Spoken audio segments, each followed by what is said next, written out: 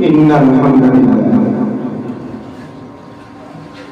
نحمده ونستعينه ونستغفره ونعوذ بالله من شرور أنفسنا ومن سيئات أعمالنا من يهده الله فلا مضل له ومن يضلله فلا هادي له ونشهد أن سيدنا وحبيبنا ومولانا محمد الذي أرسله بالحق بشيرا ونذيرا وداعيا إلى الله بإذنه وسراجا منيرا فلله الحمد والشكر والثناء والسجود الذي استمعنا في هذه المسجد لأداء صلاة الجمعة.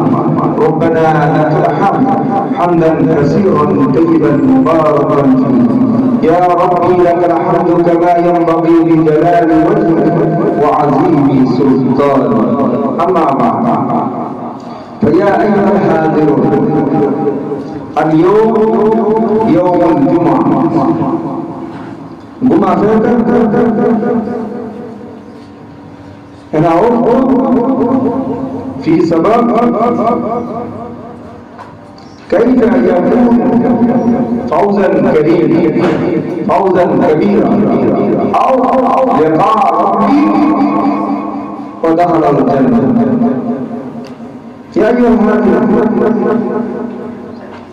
عشان موضوع ده سبب ده أنا أوصيك في القرآن الكريم سورة الأعلى. قال سبحانه وتعالى في كلامه المجيد سورة الأعلى آيات 15-14. بسم الله الرحمن الرحيم. النهارده نص الموضوع نص السورة نص الآيات. أنا أوصيكم بسم الله الرحمن الرحيم. قد أفلح من تزكى وذكر اسم ربه فصلى بل تؤثرون الحياة الدنيا والآخرة خير وأبقى. نص قرآن الكريم ربنا كيف أفلح কিভাবে আমরা সফল হব। কোরআনুল কারীমের বিভিন্ন জায়গায় আল্লাহ রাব্বুল আলামিন নসিহত করেছেন, ওয়াজ করেছেন। কাইফা আলা কিভাবে আমরা সফল হব। সূরাতুল আলাতে 14 নম্বর আয়াতের 3টি গুণের মাধ্যমে বনি আদম ইমানদাররা বনি আদমেরা সফল হবে সেই কথাই আল্লাহ রাব্বুল আলামিন উল্লেখ করেছেন। আল্লাহ রাব্বুল আলামিন বলেন সফল হবে তারা যারা নিজেদের অন্তরকে আকর্ষিত করে নিল। ইয়া আইয়ুহান নাসিন কিন্তু আফলাহা ওয়াযাক্কার يعني نص مبدا في قوة نص في نفق رقم أولى كفر بالله، رقم 2 شرك بالله، رقم 3 ذنوب كثير ذنوب كله مثلا فتنة تكبر حدث في كذا كذا. الله رب العالمين কোরআন কারীমের বিভিন্ন জায়গায় মুমিনের মানুষ কিভাবে সফল হবে সেই কথাগুলো উল্লেখ করেছেন। আর সূরাতুল আলাতে আল্লাহ রাব্বুল আলামিন 3টি গুণ বলে বনি আদম সফল হবে। তার প্রথমটি বলেছেন আদা আল্লাহ মান তাযাক্কা। মুমিনের উপরে আছে মুমিনের উপরে আছে সত্তা, মুমিনের উপরে আছে অহংকার হাসাদ। অনেক ধরনের রোগ আছে, সেই রোগগুলো যদি বনি আদম মানুষ যদি তার থেকে পরিষ্কার করে আত্মশুদ্ধি করে নেয়, আল্লাহ রাব্বুল আলামিন ঘোষণা করেছেন ওই ব্যক্তি সফল যে ব্যক্তি তার অন্তরকে পরিশুদ্ধ করে নিল, সময় সংক্ষিপ্ত করবেন। আল্লাহ নবী মুহাম্মদুর রাসূলুল্লাহ সাল্লাল্লাহু আলাইহি সাল্লামের একটি হাদিস দিয়ে আমি আজকে সমাপ্তি করতে চাই। এর আগে আইয়ুল মাসলিম ইনকার ফি মুওয়াতি হাদাসা তাকাব্বুর ফি জালিম লাউ জালিম লাউ হাদাসা ইন্না আনতুম ইসমাদাবা এনা ইসমাদাবা এনা বিশাবা ফালা। আমরা যদি অন্তর থেকে হিংসা, অন্তর থেকে যদি রাগ, অন্তর থেকে যদি আমাদের ফিতনা ফাসাদ দূর না করি, আল্লাহ রাব্বুল আলামিন প্রথমেই বলেছেন কাদ আফলাহা মান তাযাক্কা, যে ব্যক্তি অন্তরকে পরিষ্কার করতে পারলো না সে সফল হলো না। পক্ষান্তরে কাদ আফলাহা মান তাযাক্কা, যে ব্যক্তি অন্তরকে পরিশুদ্ধ করিল সেই ব্যক্তি সফল।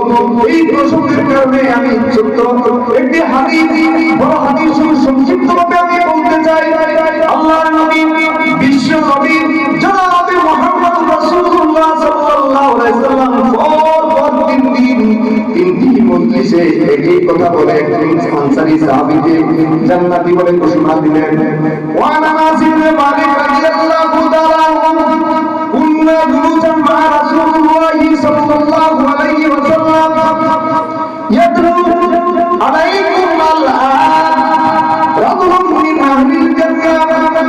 আল্লাহ রাসূল বলেন, মালিক ইবনে আনাস রাদিয়াল্লাহু তাআলা থেকে বর্ণিত হাদিস, মালিক ইবনে আনাস বলেন, আমরা নবীজির সাথে একটি মজলিসে একটি সময় উপস্থিত ছিলাম।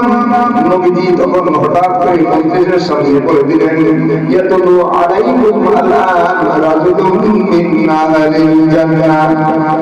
অর্থাৎ যে ব্যক্তি এবং তোমাদের মধ্যে ঢুকবে, আমার এই জনসমাজে আসবে, মজলিসে করবে, আমার জান্নাত, ওই ব্যক্তিটি জান্নাতি। ভাগ্যক্রমে নবীজি পরে আরেকটি তিনটি মজলিসে একই কথা বললেন। ভাগ্যক্রমে একজন আনসারী সাহাবী ওই তিন মজলিসে ছিলেন। সাহাবীদের মধ্যে কৌতূহল সৃষ্টি হয়ে গেল, এই কোন সাহাবী, এই কোন ব্যক্তি যে প্রতিদিন তিন নবীর ব্যক্তি, ওই ব্যক্তিকে জান্নাতি বলে ঘোষণা করেছেন। নবীজি যদি জান্নাতি বলে ঘোষণা করবেন তাহলে কি জান্নাত অবশ্যই তার জন্য ওয়াজিব। সাহাবীদের মধ্যে কৌতূহল কারণে, কি কারণে, কোন গুণের কারণে এই সাহাবীকে নবীজি তিন জান্নাতি বলে ঘোষণা দিলেন। লম্বা হাদিস সংক্ষিপ্ত আকারে এই কৌতূহলের মধ্যে একজন সাহাবী আব্দুল্লাহ ওই সাহাবীর বাড়িতে গেলেন, বলেন, ইয়া রাসূলুল্লাহ, আল্লাহর নবীর সাহাবী, আমার বাড়িতে কোন সমস্যা, আমি আপনার বাড়িতে তিনটি আমার মেয়েতে কয়েকটি মেহমান হতে চাই। সাহাবী বলেন, আহলান ওয়া সাহলান, আসো আমার বাড়িতে তুমি মেহমান হিসেবে থাকো, সমস্যা নেই।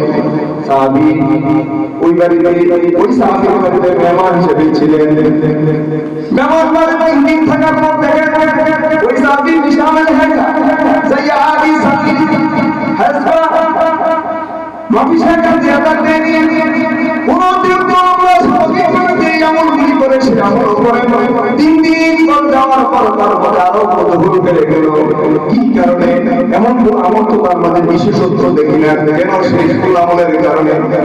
3 দিন পর সাহাবী ওই সাহাবীকে জিজ্ঞাসা করে, আল্লাহর নবীর সাহাবী, আমি আপনার বাড়িতে 3 দিন এসেছি, আপনার ভিতরে বিশেষ কোনো গুণ দেখি নাই, কারণ নবীজি আপনাকে আপনাকে জান্নাতি বলে ঘোষণা দিয়েছেন। আমাদের মনে কৌতূহল কেন এই জন্য বলেছেন?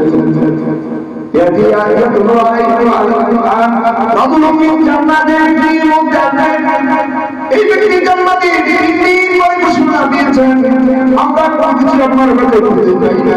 তখন সাহাবী বলে, আমার ভিতরে সবাই তোমরা যা দেখো তাই, তবে বিশেষ করে আমার ভিতরে হয়তো 2টি গুণ আছে।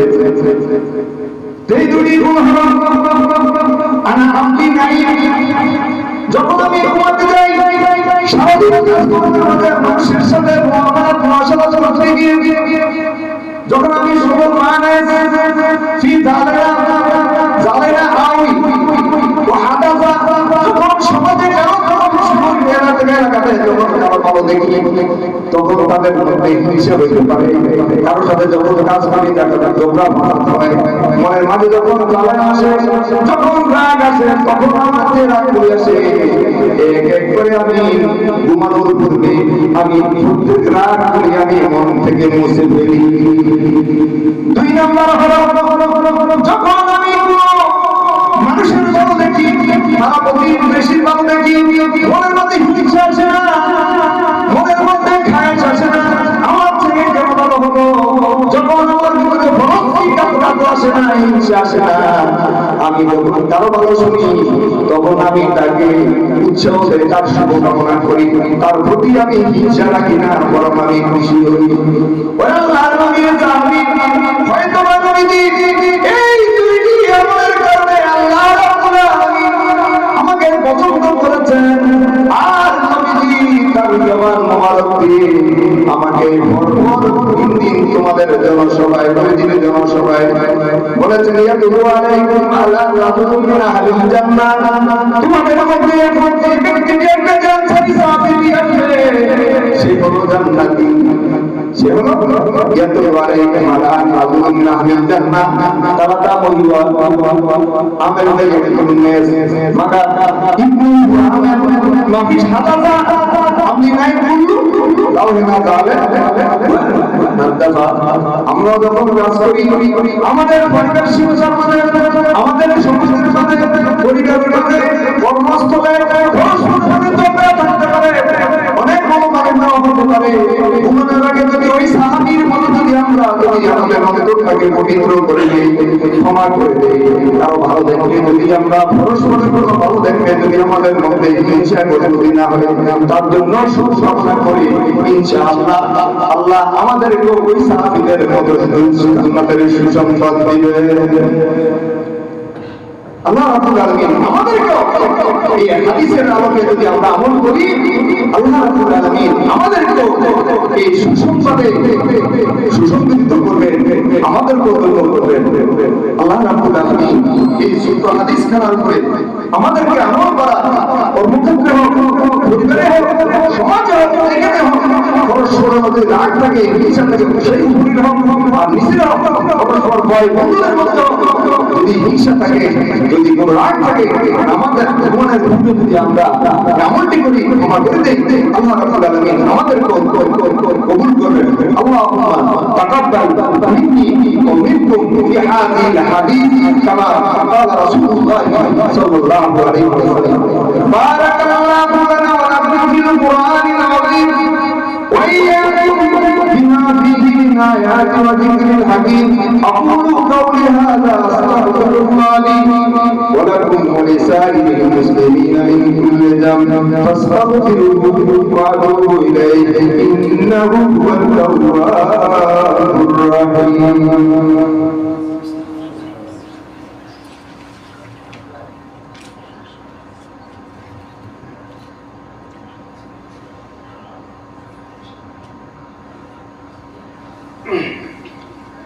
الحمد لله وكفى وسلام على عباده الذين اصطفى اما بعد فيا ايها الحاضرون بمثل انا وقت سوره الاعلى قد افلح من تزكى بمعنى نص لو انا حدث كفر بالله شرك بالله عدالة تكبر فكرة بعدين هنا كيف اكسس جنة ولقاء قال سبحانه وتعالى في كلامه المجيد انا اوصيكم عباد الله واتقوا الله. قال سبحانه وتعالى في كلامه المجيد فاعبدوا مخلصين له الدين. وقال النبي صلى الله عليه وسلم اخبر دينك يكفيك عمل الكريم. الله رب العالمين বলেন বান্দা যখন তুমি করবা এবাদত করবা তখন তুমি একসাথে শহীদ করবা। আর নবীজি বলেছেন اخبر دينك يكفيك عمل الكريم. সাথে তোমার নামাজ, তোমার রোজা, তোমার সাদকা, তোমার দান খয়রাত, তোমার চলাফেরা, তোমার হাসি, তোমার কান্না সবগুলোর মধ্যে যদি তোমার ইখলাস থাকে, আসলে দিন আগে আগে আমল করি নবীজির জবান মোবারকে বলেছেন, ও আমার উম্মতেরা, যদি তোমরা ইখলাসের সহিত যদি কোনো আমল করো, তোমাদের নাজাতের জন্য তুমি যথেষ্ট। في نظر أي إخلاص، أي عمل، أي هدف، أي إخلاص. قال الله تعالى في كلامه المجيد ادعوني أستجب لكم. وقال النبي صلى الله عليه وسلم الدعاء مخ العبادة. اللهم اهدني من هديت وعافني فيمن عافيت. اللهم اعز الاسلام والمسلمين والمؤمنين والكفرة والمشركين. اللهم انصر المسلمين في كل مكان خصوصا في المنطقة اللهم انصر المظلومين في كل مكان. اللهم اغفر لي ولوالدي وللمؤمنين يوم يقوم الحساب. رب ارحمهما كما ربياني صغيرا. رب ارحمهما كما ربياني صغيرا. ربنا آتنا في الدنيا حسنة وفي الآخرة حسنة وقنا عذاب النار. اللهم اشف مرضانا. اللهم يا كافي الحاجات، يا حل المشكلات، يا موجب الدعوات، يا ارحم الراحمين. اللهم تقبل قبل الموت وجنة نعيما. إن الله يأمر بالعدل والإحسان وإيتاء ذي القربى وينهى عن الفحشاء والمنكر والبغي يعظكم لعلكم تذكرون. فاتقوني واشكروا لي ولا تكفرون. وأقيموا الصلاة.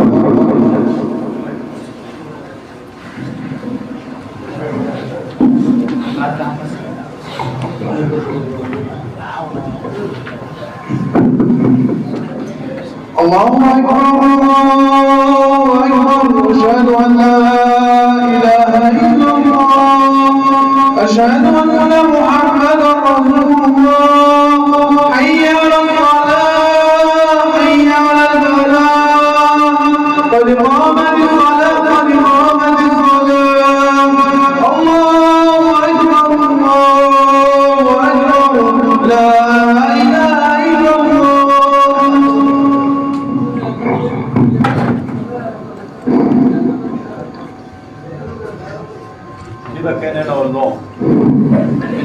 واستووا واعتدلوا. الله أكبر.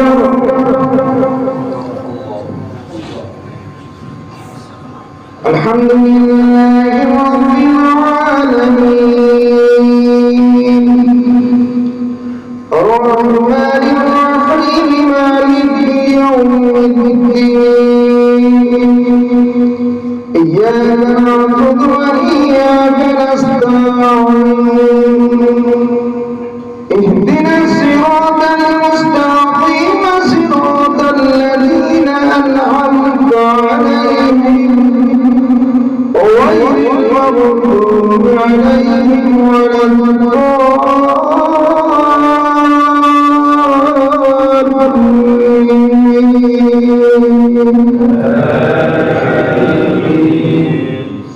سلام قولا من رب رحيم.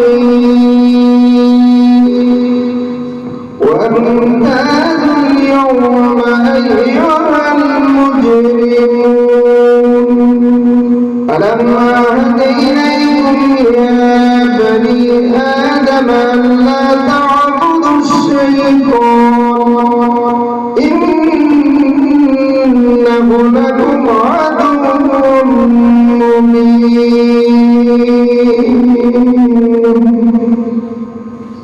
الله أكبر.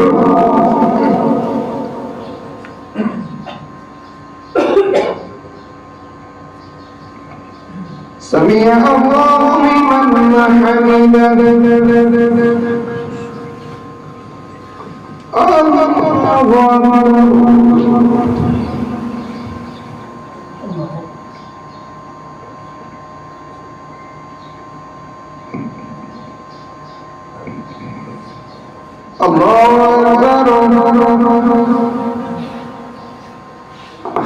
الله أكبر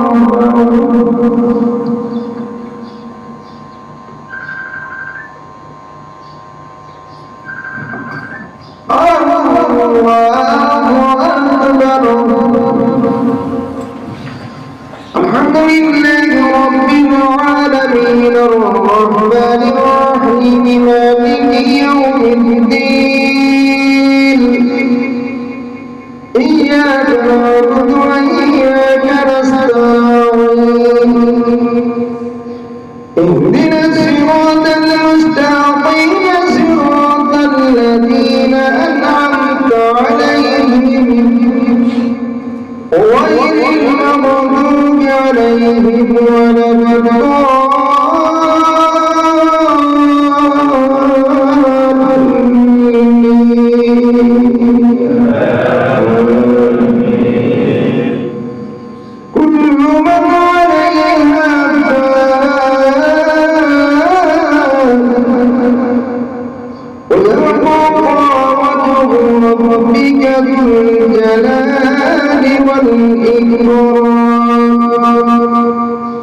فبأي آلاء ربكما تكذبان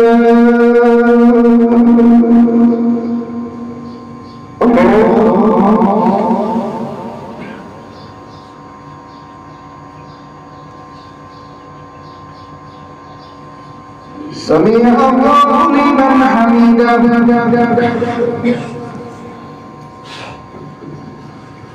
الله أكبر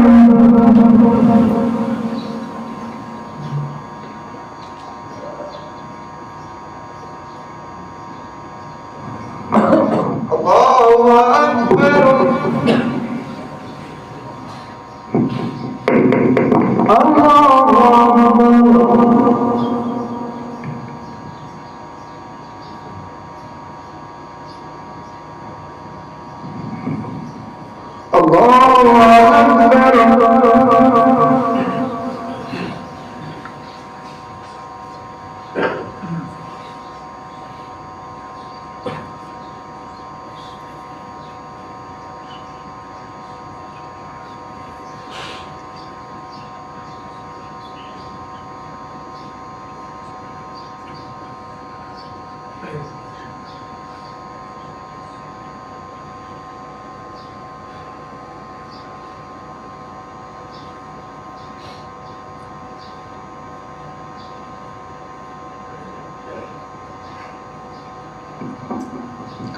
السلام عليكم ورحمة الله. السلام عليكم ورحمة